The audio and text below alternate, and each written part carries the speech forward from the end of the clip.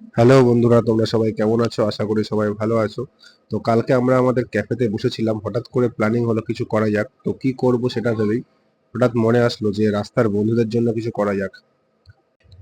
তো তারপর আমরা বাজারে গেলাম, বাজারে গিয়ে কিছু মাংস এবং ডিম এবং চাল কিনে নিয়ে আসলাম।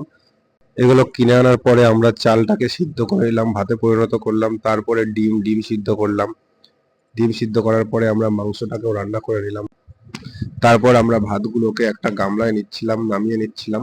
তারপরে এদিকে দেখো, ভীম আর ভীমের ছেলে রেডি খাবার জন্য, কারণ এদের জন্যই আমরা রান্না করেছি, তাই এরা এখন খাবে। ভাতগুলোকে আমরা গামলায় নামাচ্ছিলাম, এদিকে দেখো আরেকজন ঘুরে বেড়াচ্ছে। তারপরে মাংসটাকে আমরা নিলাম, নিয়ে ভালো করে মিক্সড করছি, এবং সাথে আমরা মিক্স করার সময় কিছু ডিম কেটে পিস পিস করে দিয়ে সেই ভাত সাথে মিক্সড করে নিলাম আমরা।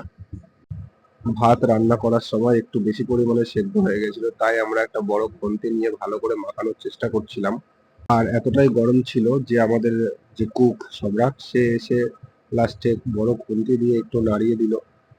তারপর শুরু হয়ে গেল পথের বন্ধুদের খাবার দেওয়া ধোয়ার পালা। এক এক করে আমরা শুরু করলাম। এদিকে তো এই বাচ্চা দুটো খাওয়ার জন্য একদম রেডি। দেখো কিরকম ভাবে এরা জ্বালাচ্ছে, যে বলছে আমাদেরকে দাও, খুব শিগগিরই আমাদের খিদে পেয়েছে। এই যে ইনি হচ্ছে গুলগুলি, ইনি ক্যাফেতে সবসময় শুয়ে থাকে। হ্যাঁ, খুব ভালো, খুব কথা শোনে আমার।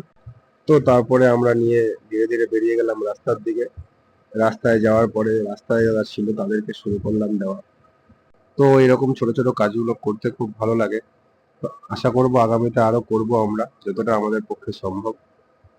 আর যদি আপনারা কেউ আমাদের সাহায্য করতে চান, এগিয়ে আসুন, আমাদের সাথে যুক্ত হন, তাহলে আমরা আরো উৎসাহ পাবো এবং আগামীতে আরো ভালোভাবে আমরা এগুলোকে করতে পারবো সমাজের জন্য। আমরা চাই পথের বন্ধুদের একদিনের জন্য নয়, প্রতিদিন তাদের জন্য কিছু না কিছু করতে। আর অবশেষে সবাইকে হাত জোড় করে একটা রিকোয়েস্ট করব, রাস্তায় এদেরকে দেখলে কখনো লাঠি বা ইট দিয়ে মারবেন না, কারণ এরা অবুঝ। আপনি যতটা বোঝেন এরা ততটা বোঝে না। তো সবাই ভালো থাকবেন, সুখে থাকবেন।